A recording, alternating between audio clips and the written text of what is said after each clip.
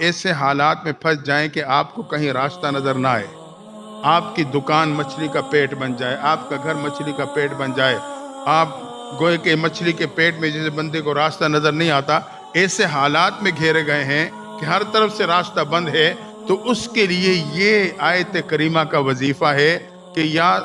3 راتوں میں 313 دفعہ کم از کم 3 رات مسلسل یا 7 رات مسلسل، جتنی پوزیشن ہے پریشانی کو اس حوالے سے 21 رات تک 3 سے لے کے 21 تک یہ وظیفہ کیا جاتا ہے۔ طریقہ اس کا یہ ہے کہ آپ 2 رکعت نفل صلاۃ حاجت پڑھ لیں گے، اس کے بعد آپ 3 اندھیروں کی مشابہت اختیار کر لیں گے۔ کیا مطلب؟ ایک غروب آفتاب کے بعد کا اندھیرا، مغرب کو ہو، عشاء کو ہو، تہجد کے ٹائم ہو، ایک کونے کا اندھیرا،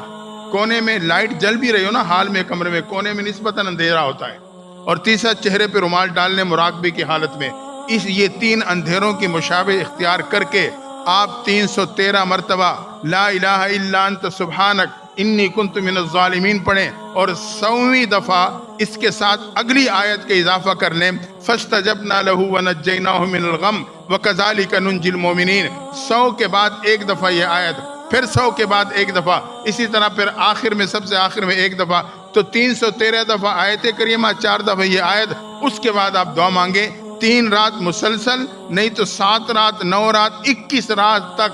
یہ ترتیب اگر آپ چلائیں گے، پہلے تو انشاءاللہ 3 راتوں میں ہی اللہ تعالیٰ آپ کے لیے پریشانیوں میں راستے بنا دے گا۔ قرضہ ہے، کوئی راستہ نظر نہیں آ رہا، کاروبار کی مشکلات میں ہوں، اور میں آپ کو بتاؤں اس خانوال میں نے اس پہ تجربہ کیا ہے۔ ہمارے نیشنل بینک غلہ منڈی کا جو بینک ہے، بہت کئی سالوں پہلے کی بات کر رہا ہوں، وہاں منیجر تھے، وہ ایک دفعہ آئے میرے پاس، جی اسی طرح کوئی گھپلا ہو گیا ہے، میرے علم میں نہیں آ سکا، حقیقت یہی ہے، اور اب معاملہ میرے پہ پڑ رہا ہے کیونکہ میں مینیجر تھا،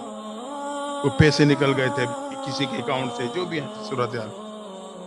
اللہ کی شان اس وقت یہی بات میرے ذہن میں نے انہیں یہ طریقہ بتلا دیا۔ چند دن بعد وہ دوبارہ آیا، اس کے چہرے پہ کوئی خوشی کے آثار، کہنے لگا میں نہیں بتا سکتا اللہ نے کیسے مجھے اس ذمہ داری سے فارغ کر دی،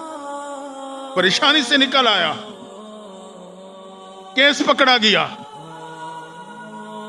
اگر میں یقین کے ساتھ پڑھوں گا تو یہ ایک وقت کے نبی کا وظیفہ ہے، جس کی وجہ سے اللہ نے انہیں نجات دی پریشانی سے۔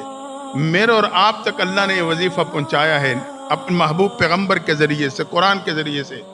اگر مشکل آئے، ہم کیا کرتے ہیں؟ پریشانی آتی ہے تو در در پہ دوڑنے لگتے ہیں، وہاں حساب کتاب، وہاں فال، وہاں کیا پتہ نہیں کیا کچھ، اور دلدل میں پھنستے چلے جاتے ہیں، اور دلدل میں۔ اگر ابتدا سے ہم رب کے در کو پکڑ لیں اور اپنے رب کو درد دل سے پکارنے لگ جائیں، کیا میرے